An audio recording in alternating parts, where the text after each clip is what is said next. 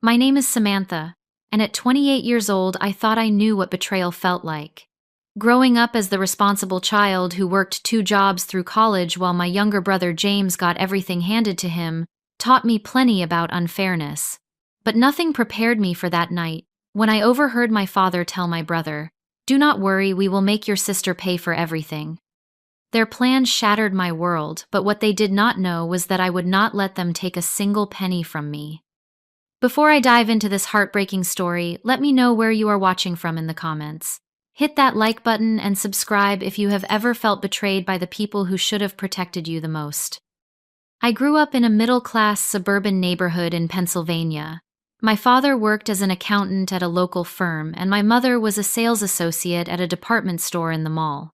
From the outside, we looked like the perfect American family with our modest two-story home, well-maintained lawn, and annual summer vacations to the beach. But inside those four walls, a different reality existed. As the firstborn, I was always held to impossibly high standards. My parents expected straight, as perfect behavior and mature responsibility from the moment I could understand instructions. When I brought home an A-, my father would ask why it was not an A+. When I won second place in the science fair in fourth grade, my mother wondered aloud why I could not have worked harder for first place. Then came James, my brother, who was 5 years younger than me. From the day my parents brought him home from the hospital, it was clear he would be treated differently. While I had plain white furniture in my room, James got a custom-painted race car bed and walls covered with expensive decals. Where I received practical gifts like clothes and books, James unwrapped the latest video games, toys, and gadgets. "Your brother is still little," my mother would explain when I questioned the disparities. "Boys need more encouragement," my father would add, as if being a girl somehow made me naturally more resilient to disappointment and neglect. By the time I was 10, I was responsible for washing dishes, helping with laundry, and keeping my room spotless. James, meanwhile, left trails of toys and snack wrappers throughout the house without consequence. "Just pick up after him," my mother would sigh when I complained. "He is just being a boy." When I turned 12, babysitting duties were added to my list of responsibilities. I became the unpaid caretaker whenever my parents went out for dinner or to see friends. "You are so mature for your age," they would say, as if it were a compliment rather than an expectation they had forced upon me. The Christmas I was 14 stood out in my memory as particularly painful. I had been asking for a laptop for school for months, researching affordable options and explaining how it would help me with my assignments. On Christmas morning, I unwrapped a secondhand laptop that barely functioned. 2 hours later, James tore open the packaging of a brand new gaming computer that cost 3 times as much as what I had asked for. "Your brother needs it for his games," my father explained when he saw my expression. "And you know those games help with hand-eye coordination and problem solving." What about my education? What about my needs? These questions remained unasked because I already knew the answers. When I turned 16, I got my first job at a local grocery store, working weekends and summer breaks. Not because I wanted to, but because I needed my own money. I watched as James received generous allowances for simply existing, while I had to work 20 hours a week to afford the basics my parents provided freely to him. "It builds character," my father said about my job, patting me on the shoulder as if he were doing me a favor by forcing me into early adulthood. High school brought even more disparities. When I needed money for a school trip to Washington, D.C. with my history class, my parents told me to use my savings. 6 months later, they paid for James to attend a 2-week computer camp that cost twice as much. "Your brother needs these opportunities for his future," my mother explained.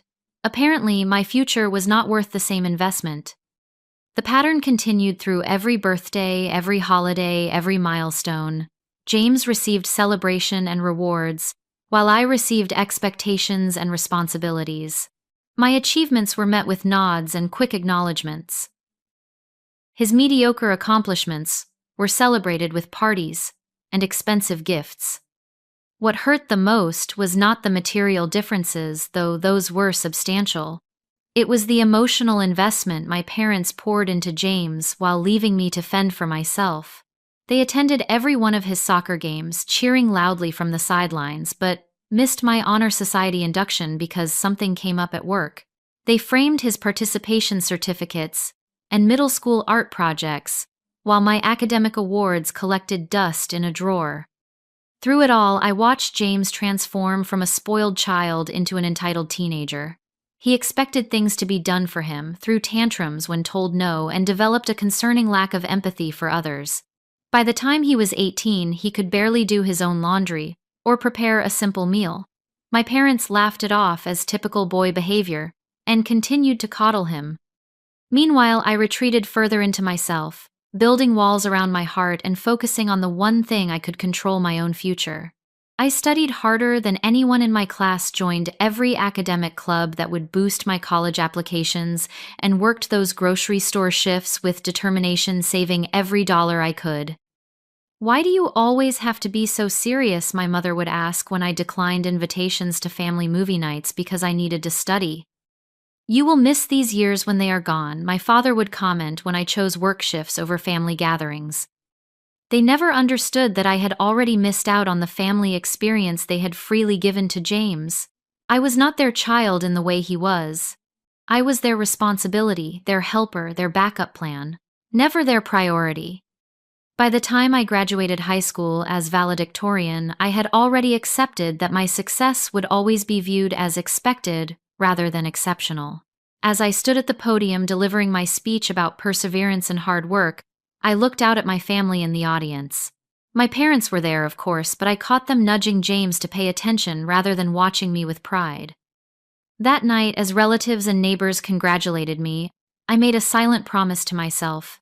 I would build a life so successful, so undeniably impressive, that even my parents would have to acknowledge my worth. Not because I still craved their approval, but because I needed to prove to myself that I was not the afterthought they had made me feel like for 18 years. Little did I know that this decision would eventually lead me to the most painful betrayal of all, and ultimately to my freedom. The summer after high school graduation passed in a blur of long shifts at the grocery store and preparations for college. I had been accepted to a respected state university, with a partial academic scholarship that covered about 40% of my tuition. It was a proud achievement, but one that still left a significant financial gap to fill. "We need to talk about college," my father said one evening in July, calling me into his home office. My mother sat beside him, her expression carefully neutral. I had always known this conversation was coming. For years, my parents had made vague references to helping with my education. But sitting across from them that evening, I watched as they exchanged glances before my father cleared his throat. "We have reviewed our finances."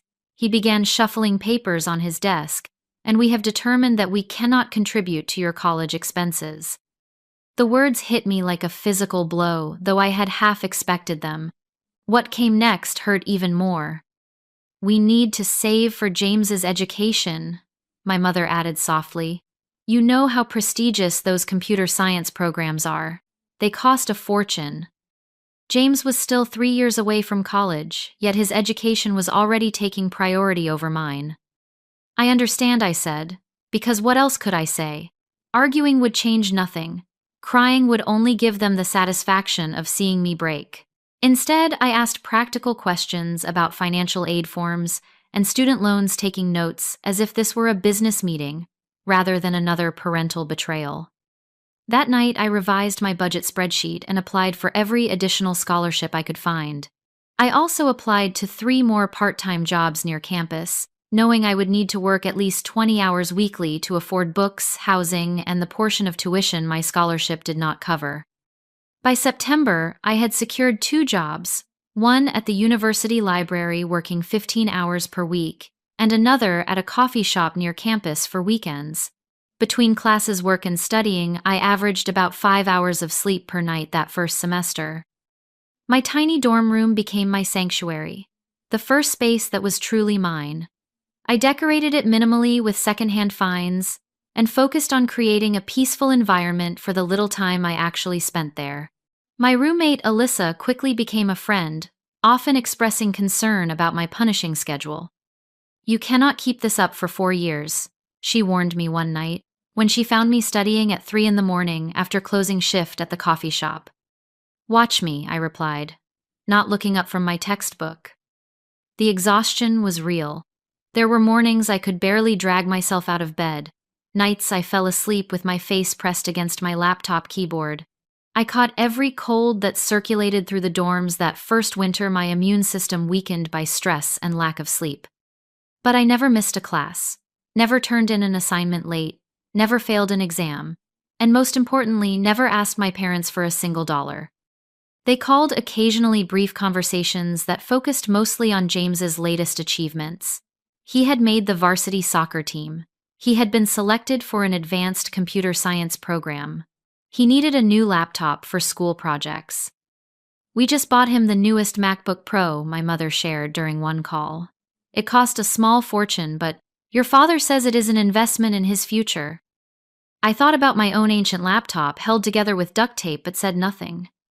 During my sophomore year, I declared a major in finance, discovering a genuine passion for the subject beyond its practical career prospects. Numbers made sense to me. Financial models did not play favorites or change the rules. There was clarity and fairness in the world of finance that I had never experienced in my family life. I excelled in my classes, earning the respect of professors who began to mentor me and recommend me for internship opportunities. The summer after my junior year, I landed a coveted internship at a financial firm in New York City. The position paid enough for me to afford a tiny sublet and save a small amount of first taste of the financial independence I craved. That internship changed everything. My performance impressed the senior management enough that they offered me a full-time position upon graduation, with a starting salary that seemed astronomical to someone who had been counting pennies for years. When I called my parents to share the news, their response was predictably underwhelming. "That sounds nice, honey," my mother said. "Oh, before I forget, James got accepted to that computer science summer program at MIT. We are so proud of him." By the time I graduated summa cum laude with my finance degree, I had worked thousands of hours across multiple jobs, taken out the minimum student loans possible, and secured a position that would allow me to repay those loans within 2 years if I lived frugally. At 22, I moved to New York City and began my career in earnest.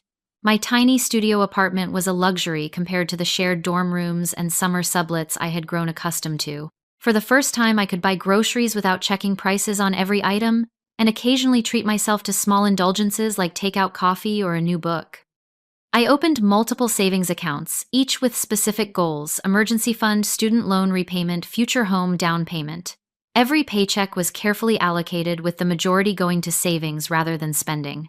The habits of frugality formed during college were not easily broken, even as my income grew.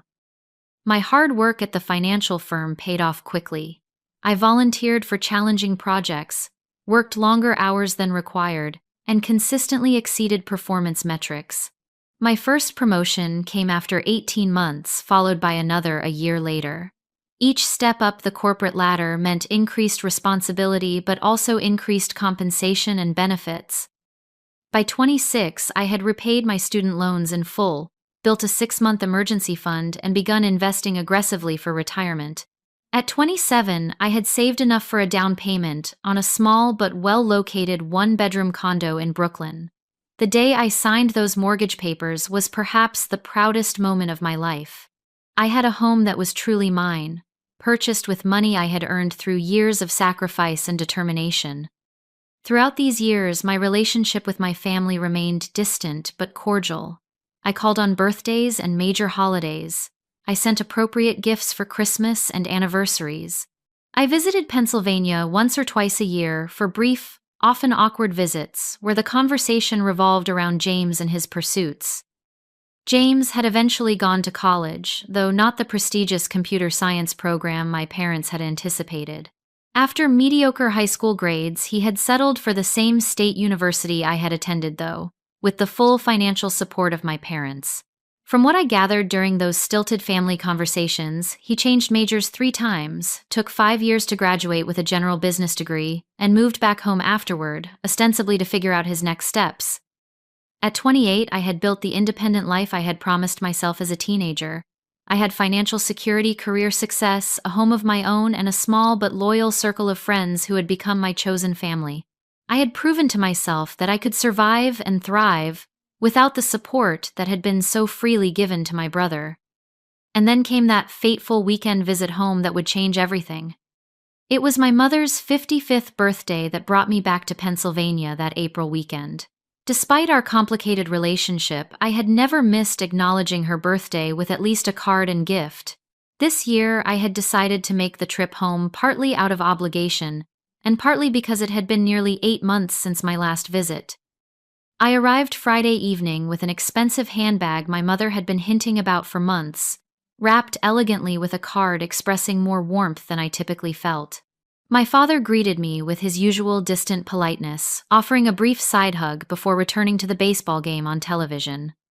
"Samantha, you finally made it," my mother said, accepting the gift with a smile that did not quite reach her eyes. "James has been here since Thursday." Of course he had. James, now 23, still lived at home despite having graduated college the previous year. He emerged from the kitchen with a beer in hand, looking virtually unchanged from my last visit. His designer clothes and new smartwatch suggested he was not struggling financially, despite his lack of steady employment. "The corporate drone returns," he said, by way of greeting, smirking slightly. "How is life in the big city, sis?" "Busy, but good," I replied neutrally, having learned long ago that sharing details of my success only led to uncomfortable silences or quick changes of subject. Dinner that evening was a familiar exercise in discussing James's life and achievements, meager as they were. He had applied for a few positions in tech companies but was being selective about his options. He had joined a recreational soccer league. He was considering taking a coding boot camp that would really launch his career. "The program costs $12,000, my mother mentioned, but your father and I think it is a worthwhile investment." I nodded and took another bite of lasagna, thinking about how they had balked at contributing even a fraction of that amount to my college education. After dinner, James disappeared to meet friends at a local bar, while I helped my mother clean up the kitchen. We made small talk about her friends, her garden club activities, the neighbor's new renovation project. It was the superficial conversation of acquaintances, rather than the intimate discussion of mother and daughter. "We will celebrate properly tomorrow," she said as she wiped down the counters. "I have reservations at Giovanni's for 6 o'clock. Giovanni's was the most expensive restaurant in town, a place reserved for truly special occasions. I nodded again, knowing I would be expected to contribute significantly to the bill despite the fact that my parents had made the reservation. By 10:30, the house was quiet. My parents had retired to their bedroom, and I was settled in my childhood room, now converted to a generic guest room, with all traces of my adolescence removed. James had not yet returned from his night out. Unable to sleep in the unfamiliar bed, I decided to go downstairs for a glass of water. The house was dark as I quietly made my way down the stairs, careful to avoid the third step that had always creaked. As I approached the kitchen, I heard the front door open and close, softly followed by hushed voices. James had returned, and it seemed my father had gotten up to speak with him. I froze in the hallway, not wanting to interrupt what sounded like a serious conversation. I was about to turn back when I heard my name mentioned. "Samantha does not need to know," my father was saying, his voice low but clear in the quiet house. "This stays between us." I should have walked away then. Some part of me knew that whatever I was about to hear would change things irrevocably, but I remained rooted to the spot, hidden in the shadows of the hallway. "How bad is it?" my father asked. James sighed heavily. "About $40,000 now. The online poker cites the credit cards. It all added up faster than I realized." My breath caught in my throat. $40,000 in debt. How had he managed that while living rent-free with our parents? "Christ, James," my father muttered. "Your mother cannot know the full amount. She thinks it is half that." I know," James replied, his voice taking on the wheedling tone I recognized from childhood when he wanted to avoid consequences. "I messed up, Dad, but I have learned my lesson, I swear." There was a long pause before my father spoke again. "Listen, do not worry. We will make your sister pay for everything." The words hit me like a physical blow. I pressed myself against the wall, hardly daring to breathe. "Samantha," James asked, sounding confused but not opposed. "How?" She has that fancy job in New York, that condo. She has money, my father continued, and she owes this family after all we have done for her. All they had done for me, my mind reeled at the audacity of the statement. We will tell her we want to start a family business, my father explained, his voice taking on the confident tone he used when outlining a plan. Something about investing in property or a franchise opportunity. Something that sounds legitimate enough that she will want to be part of it.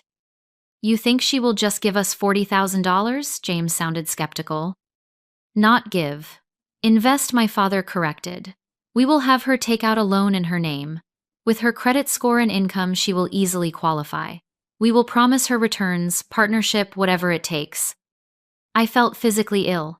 They were planning to defraud me, to saddle me with debt, to bail out James from his gambling addiction and irresponsible spending.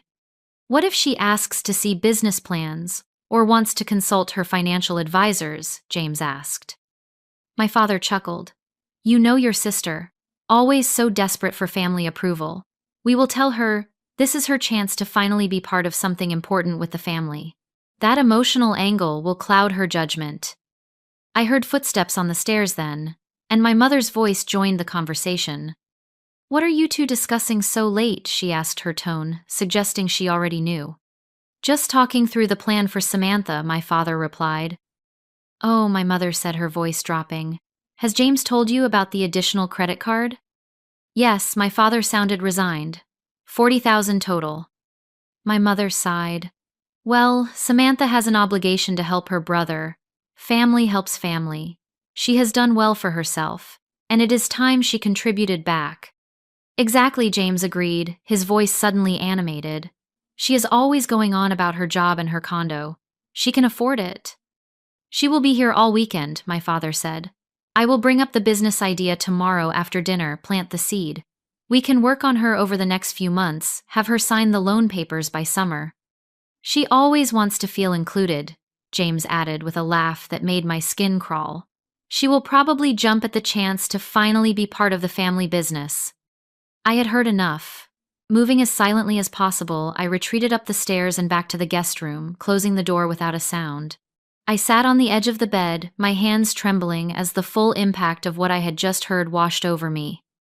My family, the people who should have protected me, were instead plotting to use me to burden me with debt, to rescue my brother from his self-created financial disaster. They were discussing it so casually, so confidently, as if my exploitation was their right. I thought of all the years I had worked multiple jobs, the nights I had gone to bed hungry to save money, the countless sacrifices I had made to build financial security for myself. And they planned to take it all away with one manipulative scheme. In that moment, something broke inside me. The last lingering hope that my family might someday see my worth, might someday treat me with the same care they had always shown, James vanished completely. As I sat in the dark room that no longer held any traces of my childhood, I knew with absolute certainty what I needed to do. I did not sleep that night. How could I, knowing what I now knew? Instead, I sat cross-legged on the guest room bed, my laptop open, and methodically worked through what needed to be done. My mind felt strangely calm, operating with a clarity that comes only in moments of crisis. The shock and hurt were there lurking beneath the surface, but I pushed them aside to focus on protecting myself. First, I reviewed my financial situation. My savings were substantial, but spread across multiple accounts. My investments were doing well, but would incur penalties if liquidated early. My condo had built equity, but accessing it would require refinancing. I needed to ensure everything was secure and inaccessible to my family. Next, I considered the personal aspect. The finality of what I was about to do weighed heavily on me. This would not be a temporary distance or a cooling-off period. This would be a fundamental severing of family ties. Was I prepared for that? I thought about my childhood, the countless instances of favoritism, the dismissal of my achievements, the constant expectation that I would fend for myself, while James received everything. I thought about college, working myself to exhaustion while my parents funded James's education without question. I thought about all the birthdays and holidays where my gifts were practical afterthoughts while James received exactly what he wanted. And now the ultimate betrayal.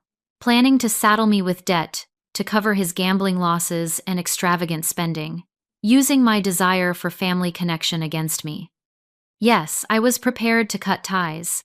I had already been alone in all the ways that mattered for most of my life. I opened my bag and quietly gathered the few belongings I had brought for the weekend. I repacked my toiletries, folded my clothes, and zipped my suitcase without making a sound. I left my mother's birthday gift on the dresser.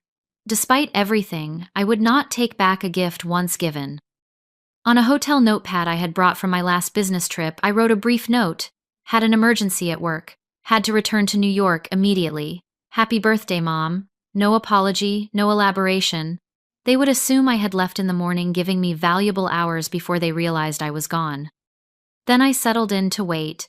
I needed the house to be deeply asleep before I made my move. At 2:30 in the morning, I finally heard James return from wherever he had gone after his conversation with our parents. His heavy footsteps passed my door, followed by the sound of his bedroom door closing and locking.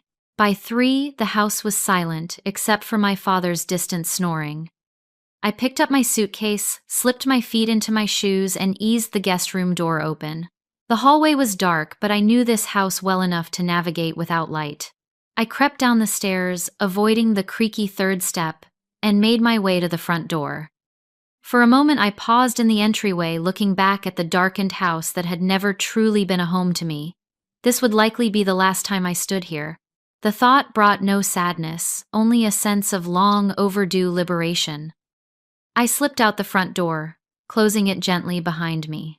My rental car was parked in the driveway, and I thanked my earlier self for choosing to rent a car rather than letting my parents pick me up from the airport as they had offered.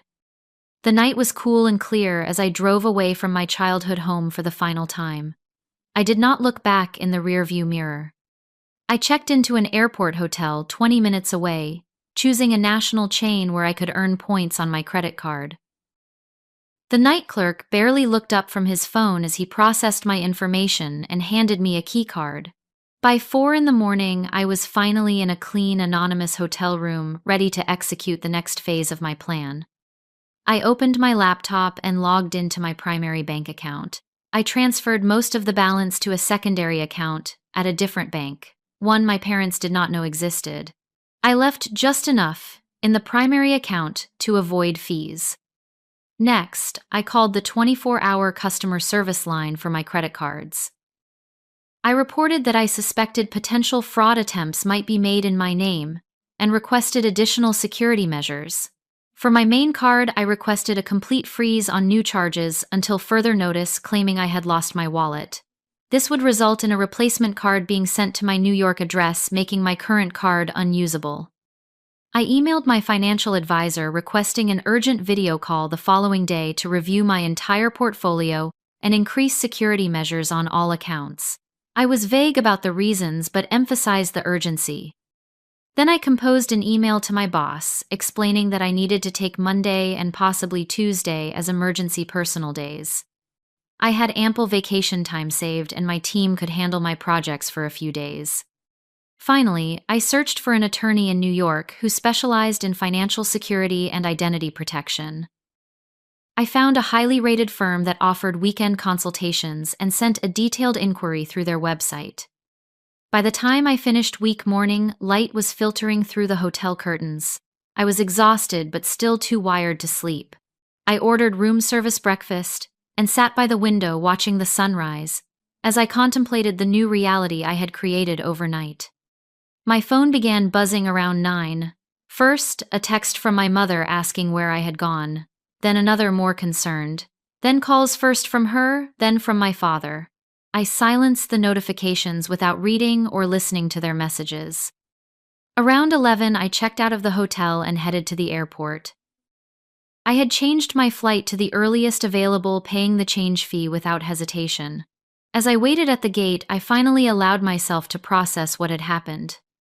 The hurt was profound, a physical ache in my chest that made it difficult to breathe. Not because I had lost something I had, but because I had finally accepted I never had it to begin with.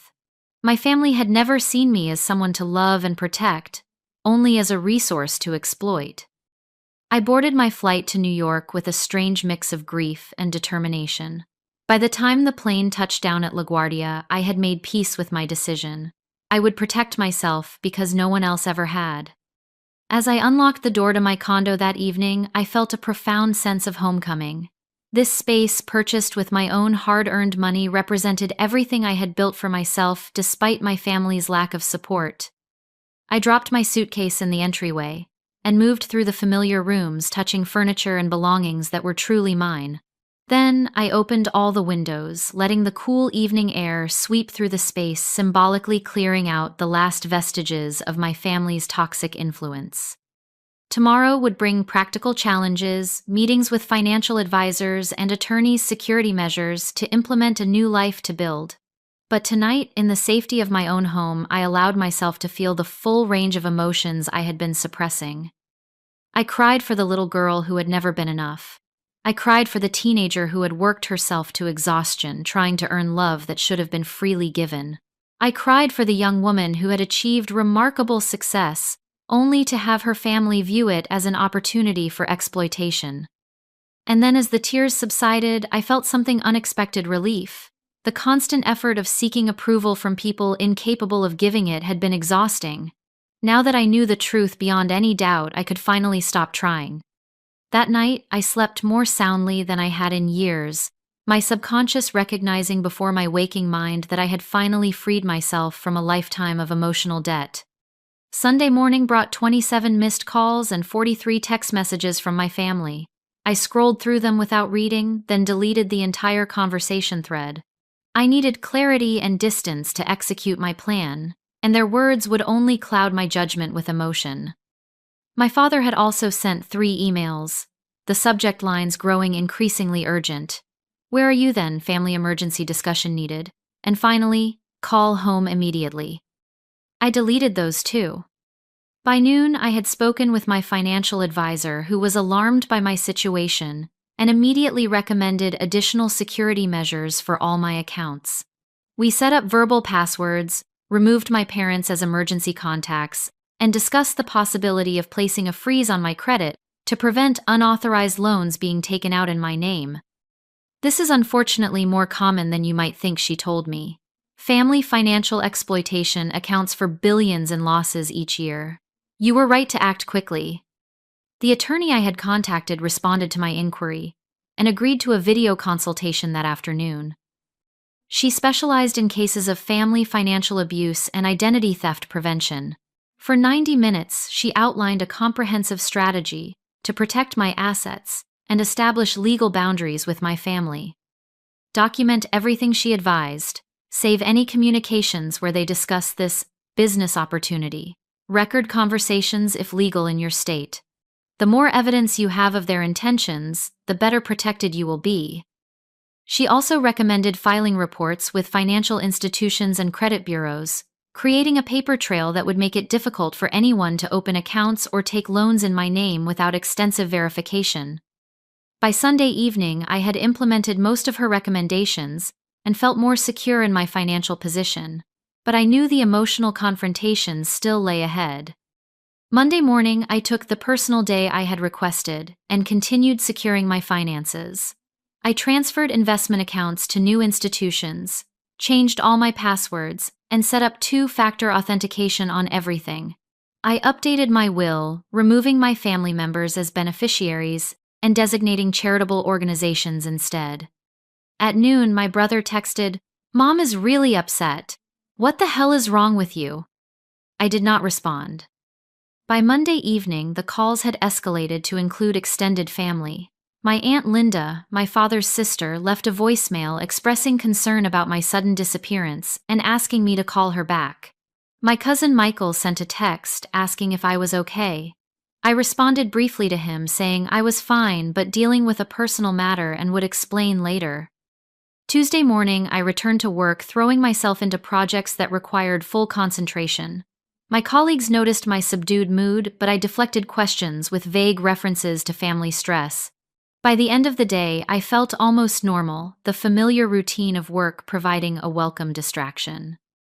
That evening, I decided it was time to address the situation directly. I could not run forever, and I needed closure to fully move forward. I texted my parents, "I will call at 8 p.m. Please have James there too.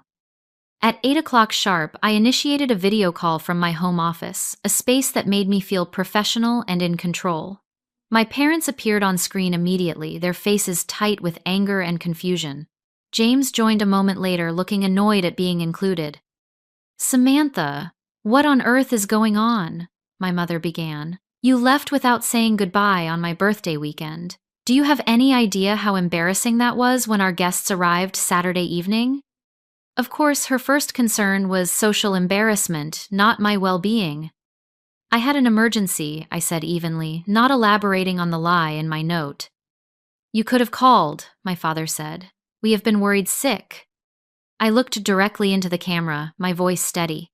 "I overheard your conversation with James Friday night." The silence that followed was confirmation enough. My father's face drained of color. James looked away from the camera. Only my mother seemed confused.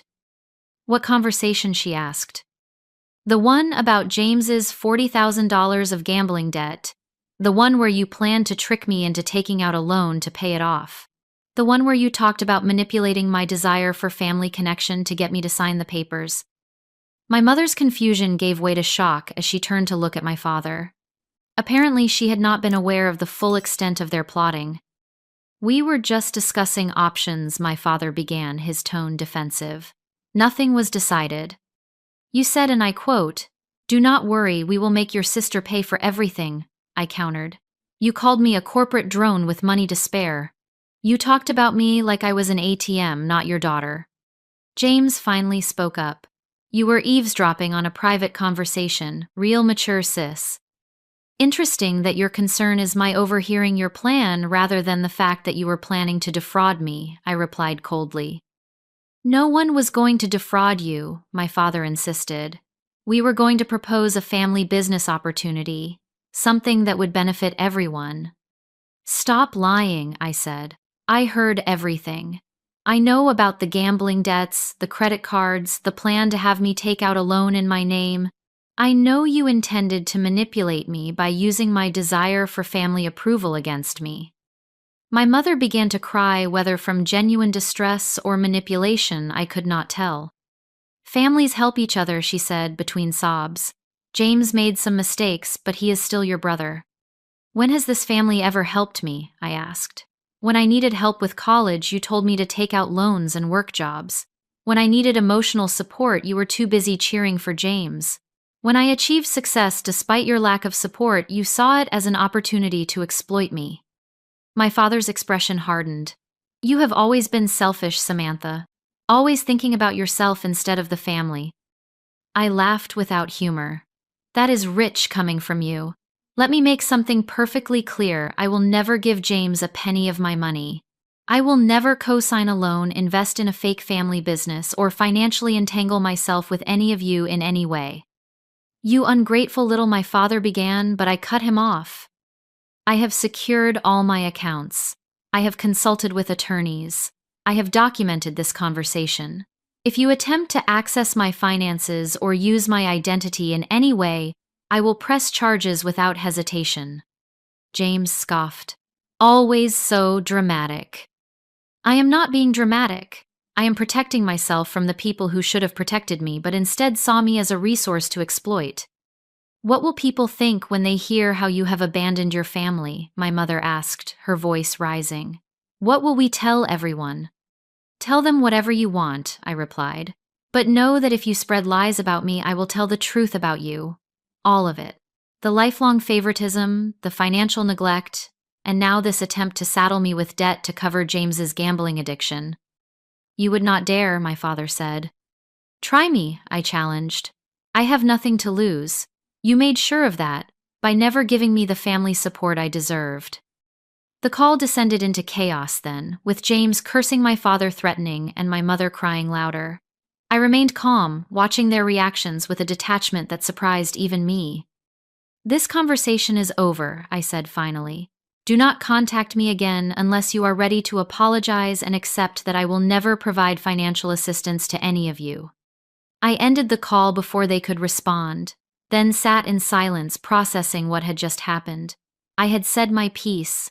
I had established boundaries. I had stood up for myself, perhaps for the first time in my life.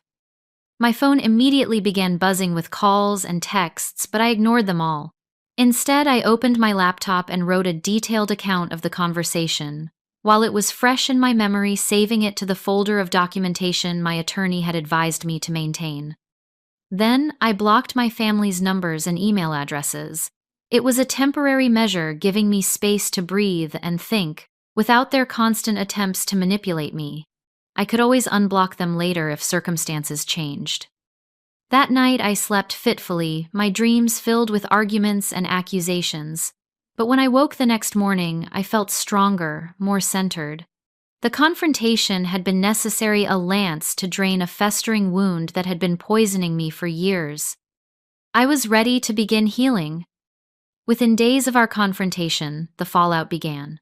My father's sister, Aunt Linda, called to tell me how disappointed she was in my selfish behavior. My mother's brother wanted to know why I was abandoning the family during a difficult time. Cousins I had barely spoken to in years suddenly had strong opinions about my character and choices. It became clear that my parents had wasted no time spreading their version of events. Ungrateful daughter refuses to help brother in need, then cuts off all contact with loving family who had given her everything. At first, I attempted to explain my side briefly, but the responses made it clear that minds were already made up. Family loyalty ran deep, and few were interested in considering that the people they had known for decades might be capable of such manipulation. After a week of draining conversations that went nowhere, I decided on a different approach. I drafted a detailed email laying out the facts of my childhood, my self-funded education, and the conversation I had overheard. I did not embellish or exaggerate. The truth was damning enough. I sent this email only to the family members I truly cared about: my grandmother Rose, who had always shown me kindness, my cousin Rachel, who had been something of a friend during childhood summers, and my uncle David, my mother's younger brother, who had occasionally noticed and commented on the disparity in how my brother and I were treated. I do not expect you to take sides, I wrote in closing. I only ask that you consider there might be more to this story than what you have been told. I have removed myself from a harmful situation, and I hope you can respect that decision, even if you do not fully understand it. The responses surprised me. My grandmother called the next day, her voice shaking with emotion. I always saw how they treated you differently, she admitted. I said something to your mother once years ago, but she dismissed me. I should have been more persistent. I should have done more to protect you. Rachel replied with a simple message. I believe you. She shared her own observations of family gatherings, where James received attention and praise while my achievements were minimized or ignored. Uncle David's response was the most unexpected. He invited me to lunch and over pasta at a quiet restaurant, revealed that he had recently cut contact with my mother for similar reasons. Your mother and father have always had a blind spot when it comes to James, he said. I am not surprised it escalated to this. You did the right thing protecting yourself. These small validations were healing bright spots in what was otherwise a difficult period of adjustment. While I had been functionally independent from my family for years, the finality of this break brought unexpected waves of grief.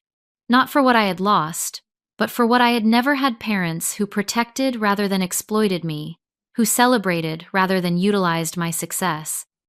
At work, I threw myself into new projects, volunteering for challenges that required intense focus and long hours.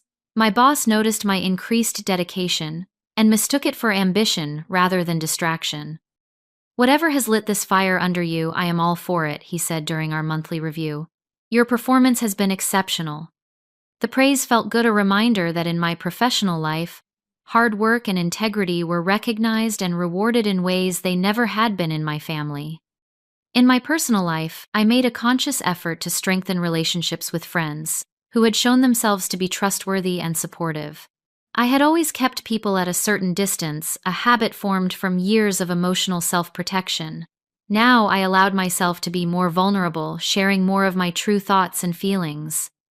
Lisa, my closest friend since college, had always sensed there was something complicated about my family situation, even though I rarely discussed it.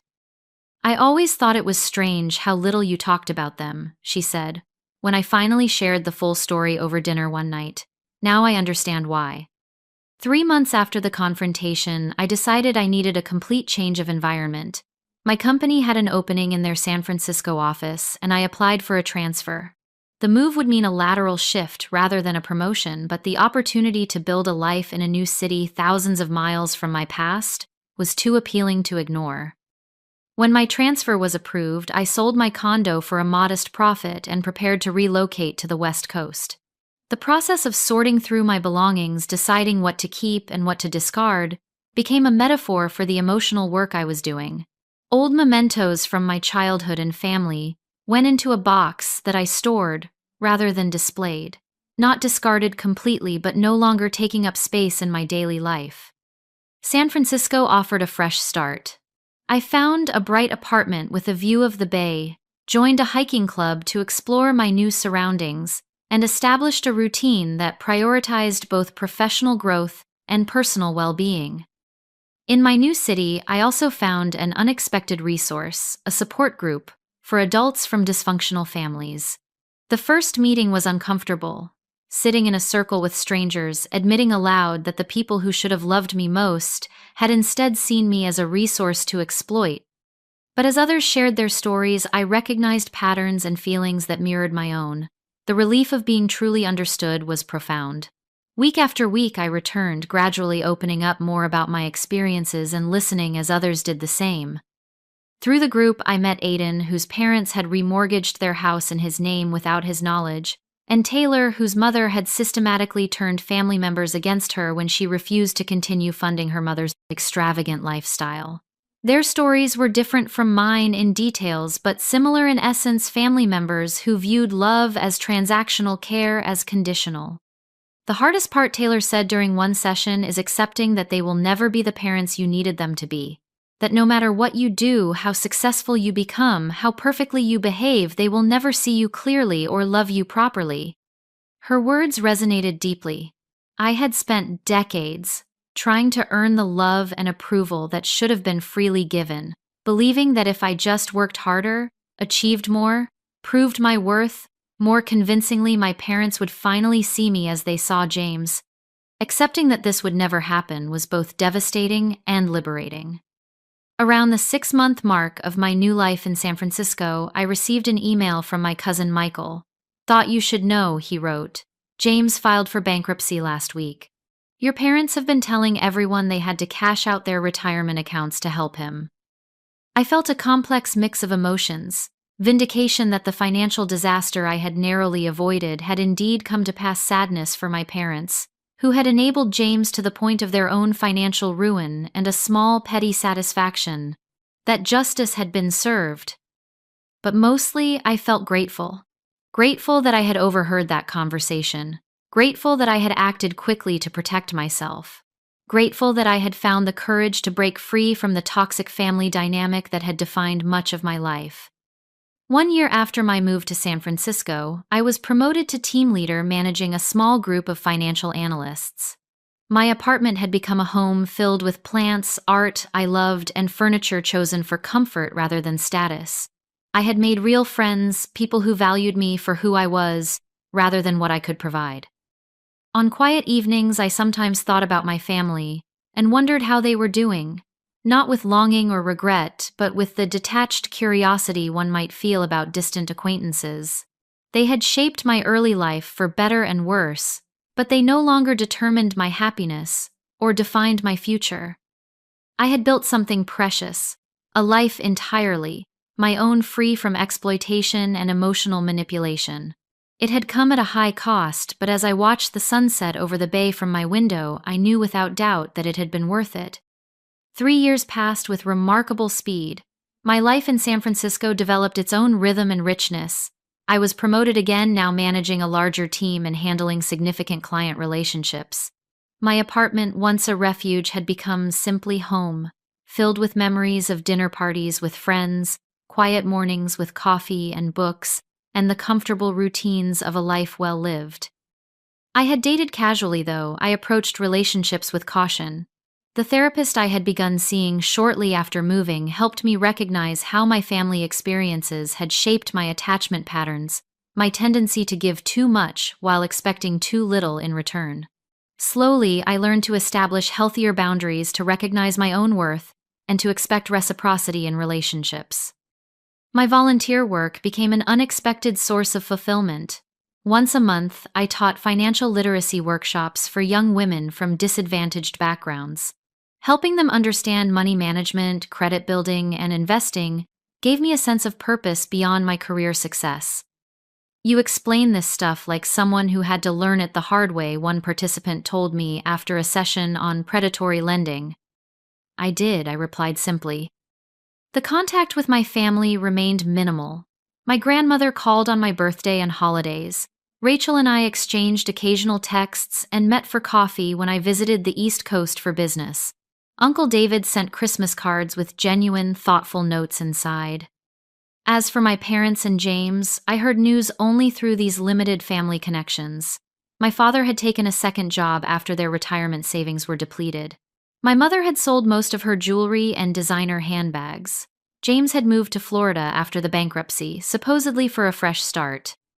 I felt no pleasure in their struggles, but no responsibility for them either. The boundaries I had established remained firm, a necessary protection for my hard-won peace. And then on an ordinary Tuesday morning, an email appeared in my personal account that stopped me mid-sip of coffee. From James Wilson at email.com, subject, long overdue. The sender was my brother. I had not blocked his new email address when he changed it after moving. For several minutes, I simply stared at the notification, debating whether to delete it unread or satisfy my curiosity. Finally, I clicked. "Samantha, I know you probably have no reason or desire to hear from me. I would not blame you for deleting this without reading, but I hope you will give me 5 minutes of your time. I have been in therapy for the past year, dealing with my gambling addiction and the financial disaster I created. Part of my recovery process is making amends to people I have harmed. You are at the top of that list. What I tried to do to you was inexcusable. There is no justification for attempting to burden you with my debts or for the years of favoritism that preceded that betrayal. I was spoiled, entitled, and completely oblivious to my own privilege within our family dynamic. Since the bankruptcy, I have had to support myself for the first time. I work 2 jobs now, live in a tiny apartment with roommates, and am slowly rebuilding my credit one payment at a time. In other words, I am finally living the reality you dealt with your entire life. I do not expect forgiveness. I do not expect a relationship. I simply wanted you to know that I recognize the harm I participated in, and I am genuinely sorry. James."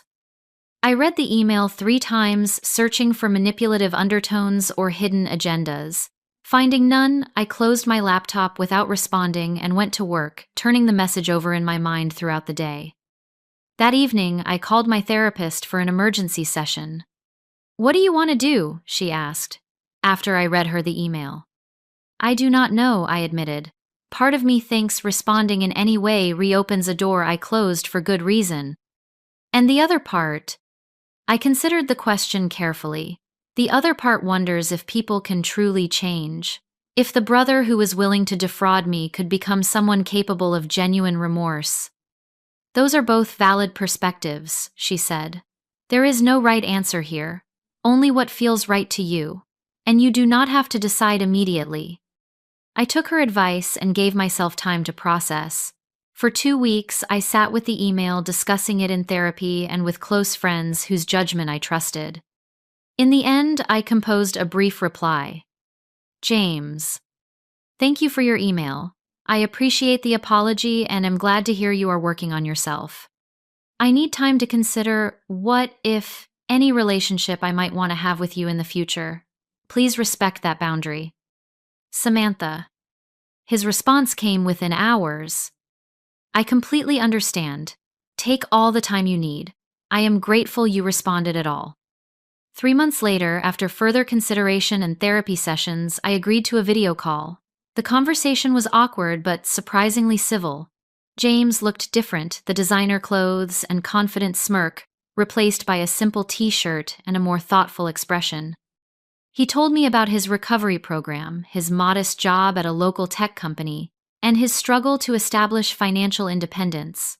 I shared limited information about my life in San Francisco, my career, and my volunteer work. We did not discuss our parents much, though he mentioned they were still struggling financially and emotionally with the consequences of their choices. They still do not fully understand what they did wrong, he admitted. They see themselves as victims of circumstance rather than creators of their own problems. I nodded, unsurprised.